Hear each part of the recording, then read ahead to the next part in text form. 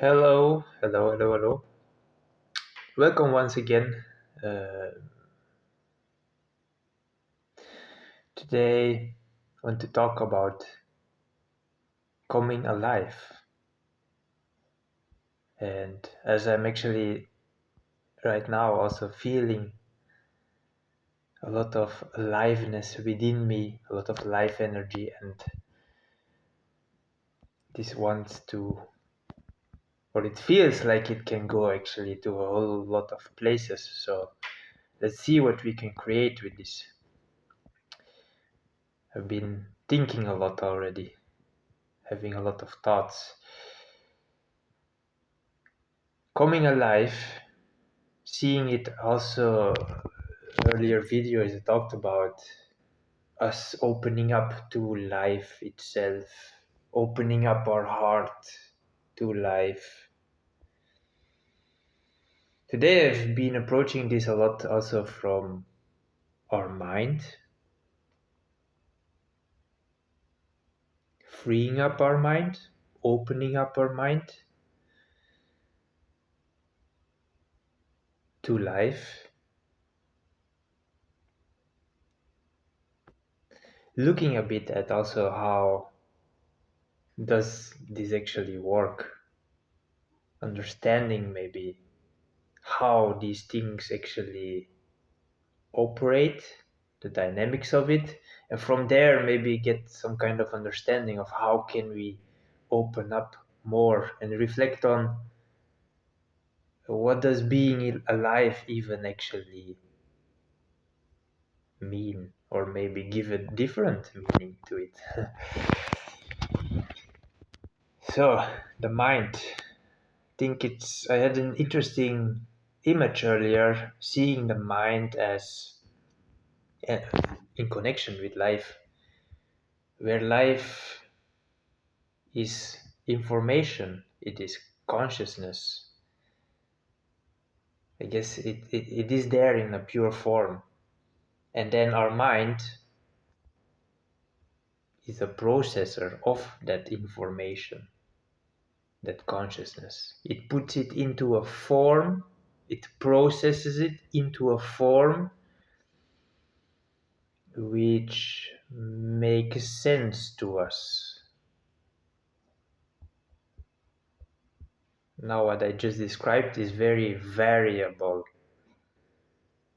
The processing can happen in different ways, making sense as well. What does that mean? So let's dive a bit deeper into this.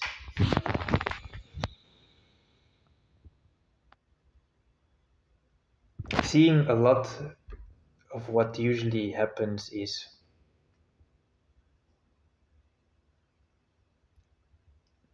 let's think about the thought itself, thoughts in our mind, and firstly realize that these thoughts we're having, they are already in a form, they're not in their purest form, they are already formed. For us to even observe this thought, we are already putting it in language. We're often, not that we have to, but we're often thinking in language. It is giving a form to these thoughts in their pure form, a form which we can then make sense of, which we can then comprehend, which it's like the pure energy of it, the pure consciousness. We try to make it a puzzle piece which we can then make fit in our own puzzle, the puzzle of life, our own image of life. But again, this can all happen in different ways. A lot of the question of what is truth and the search for truth in that more pure form. So how can we open up to open up this processing, or how our mind is actually doing that processing, transform this. I certainly recognize how I have transformed this, and that's um, Now, for example, then giving me the capacity to go beyond language, think in images, think in sometimes like geometrical forms and whatnot. It's also very weird because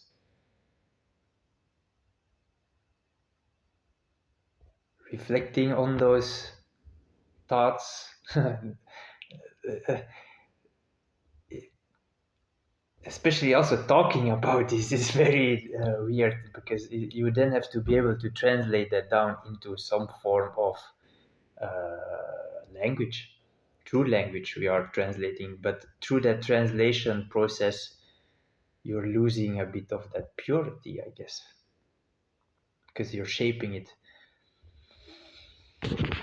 into something we can comprehend, we can actually talk about. Maybe for a future human, it would be very interesting if we would be more telepathic and actually be able to communicate more in that pure form of this thought and actually like, do you see the image? Yes. And through, I also actually had this feeling during my walk, like talking about all these thoughts today. Sometimes I wish people could just read my mind in the actual form it comes in, but then this actually translating this is part of the fun. So uh, let's now circle back a bit and not get carried away too much, but let's look at how and why the processing actually happens. Connecting this with an ego mind, the ego being the sense of self, often linking that with identity. So the egoic mind, that is a certain operating setting that the mind can be working in. I see myself having freed myself a whole lot from that through also the process of refining this ego with the question of who am I actually? Letting go of that identity image, putting myself much more in that observer role. Also, there is the heart that comes at play. A being, a soul, who is having this experience, who is observing the thoughts. It changes the whole dynamic because then you also don't need, or how we deal with the thoughts becomes different.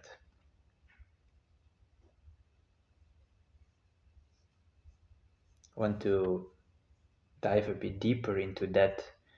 Let's look at this ego mind, this mindset. Usually it goes together with an identity, a sense of self, an image of this is who I am, connected with our environment, with our world view. This often, and what's also very important is a sense of security, a sense of safety is also attached to that. This has the effect that when information flows in, consciousness flows in, it's happening constantly in life. How is it being processed? It is being processed through that ego mind who is trying to make sense of this and putting it in that puzzle, the puzzle which is who am I, that sort of identity, what is actually this world that I'm living in, that sort of image. It's a state of being where whatever information flows in, it's trying to translate that into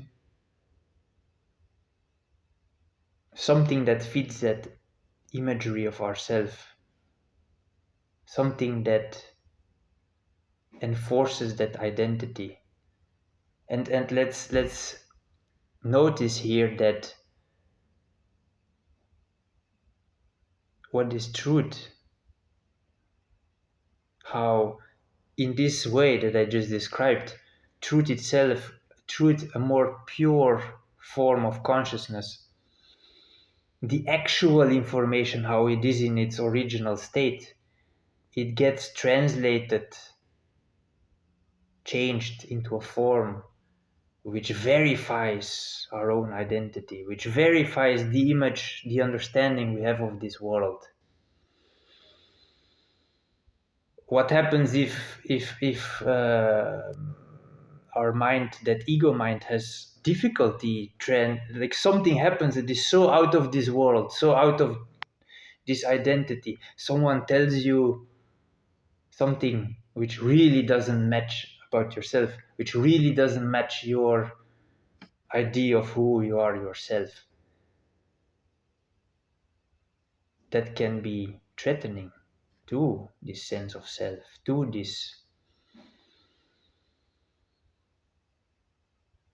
sense of safety, to security. That is the thing, how I'm trying to shed a light on this dynamic so we actually can come to realize how this is a trap in itself, because it's constantly filtering life itself, information itself, consciousness itself, through that process, trying to make sense of it so it reinforces that image that we have created about who we are, about who this world is, and how it all works. Constantly trying to reinforce that. Often it is capable of going to crazy degrees, twisting that information that comes in, like, this person, he's just wrong, I'm not listening to this is not here, this reality that I'm seeing, it's not real, it's all so that we can still maintain our own sense of self, our own security. That's one way of operating, a way actually that a whole lot of this world is trapped in, I would say. But the thing is, we can break free from this.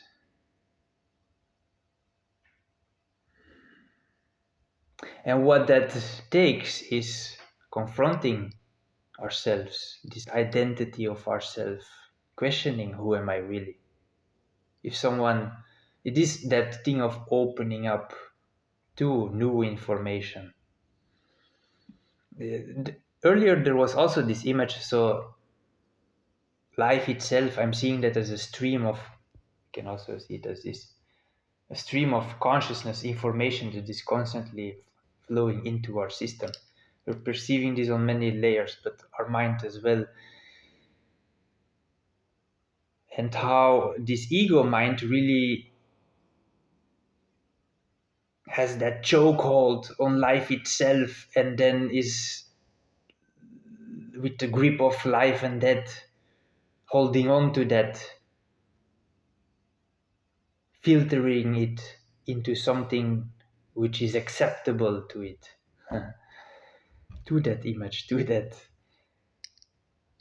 and acceptable. It then brings this safe of this safety, this security. It allows them to move through life, but it limits them as well in many ways, because life is, or their perception of life is very limited to what their capacity to actually process life through this dead grip. And that's also why I often feel like these people are alive, but to me they feel like they're dead, because their life itself is, life itself in its pure form is this free flow of information, and these ego minds are gripping it to death, or into something like, you have this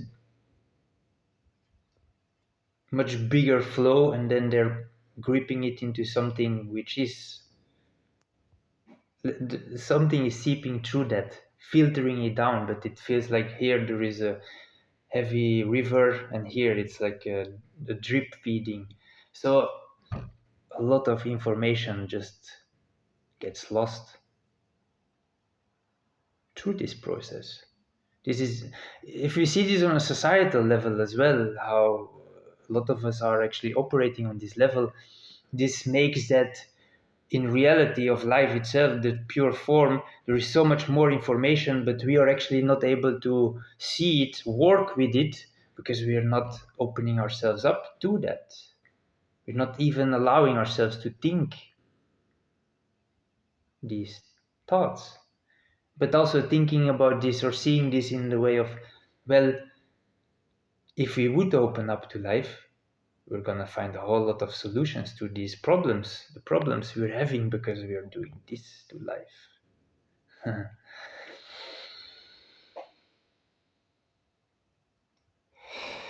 But so, opening up,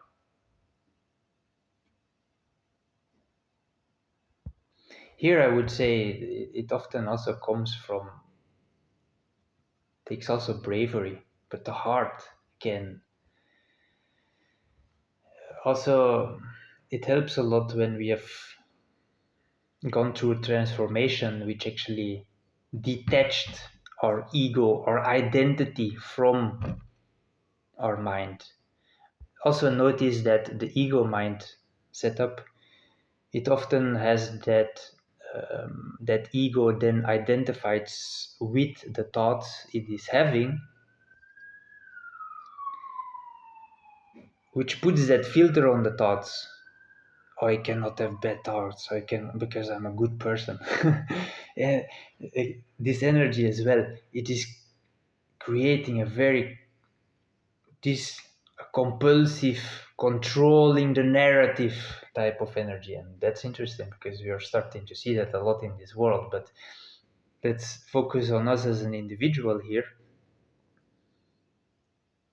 becoming aware of how we're actually, and this can go to crazy proportions where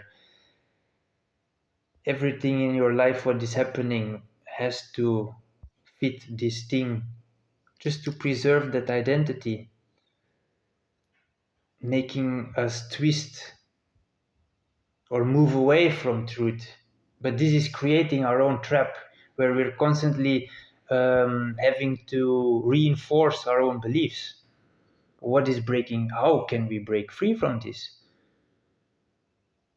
Asking true critical questions, the deeper questions, the questions of why am I even doing this, or also who am I really? What am I defending? Defending my own beliefs. Why am I doing this? Well, because if my belief is true, then I feel safe within myself. Thing is, if we truly want freedom, we have to grow out of all of this, which means we will have to find a new identity, a new sense of self.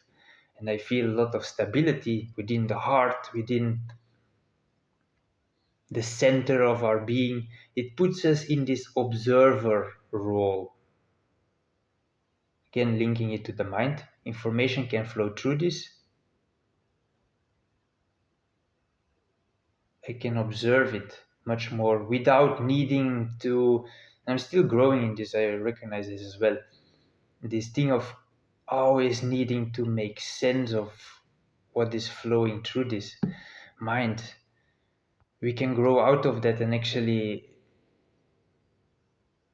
but it also requires a rewiring of our nervous system to allow that uncertainty, allow peace to settle within the body, within not being able to make sense of these thoughts, of the world, of our own self. Maybe to me a feeling arises there where I seem to also find safety in there is a process ongoing, so just let it flow and eventually clarity comes. And usually what follows to that is a new layer opens up, bringing some kind of unclarity or like a lot of questions, but then answers come again. And it feels this is much more the real flow of life, what it is to be alive. It leaves that room for mystery. This dead grip cannot have mystery, because then they feel they need to explain everything. Everything needs to make sense, else they don't feel safe. So to find the safety in real life, to find safety in that free flow of life, well, again, that is a whole journey of healing and a lot of love in this. It actually also got me thinking a lot about school, how it is often today in our society. The thought came of like how people say school sets you up for life, and then I see that as through knowledge they actually put that filter on you. They're actually creating this grip. They're telling you to do this in school. That's what happening is that they're teaching you to do this so that you can function in the world that everyone doing this has actually now created.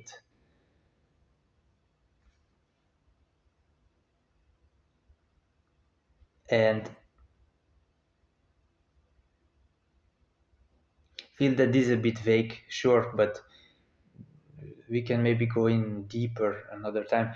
What I want to get to is, it got me thinking, maybe this is a setup for next video. It got me thinking also of like seeing how school and those systems are doing this to us now in under the name of setting us up for life. Well, yes, they're shaping your life into shaping you into a form that does this to life. Can we actually create systems, create schooling systems, teaching systems, which help us grow, mature into this form that I feel I have grown much more in, of truly coming alive, going beyond those layers. But again, also recognizing it is a growth process. A baby itself also has no understanding of this world or itself. So we all have to grow into this. But it's very different from current schooling systems where they tell you, this is who you are, this is how the world works, you accept it or you cannot pass. And that is what feels much more aligned with truly coming alive to the flow of life, is much more open, learning to truly ask these questions, truly look at ourselves, truly question our world. And this then allows us for life to truly teach us, go beyond our own limits, but in a stable way. I think we can also maybe notice here that if your life is like this currently, and you would jump into taking the full flow at once, chances are high your nervous system would actually get fried. So opening up to this, we don't do it in this way. We have to easily breathe our way, open ourselves. We don't have to, but this is a much more stable way to move through this, opening up ourselves gradually. Also, it's interesting to think about, if we do this too fast, usually our nature instinct kicks in and it grips even more. So to release, it's very interesting. I'm feeling something in my heart here, opening up and actually attention relieving with this. But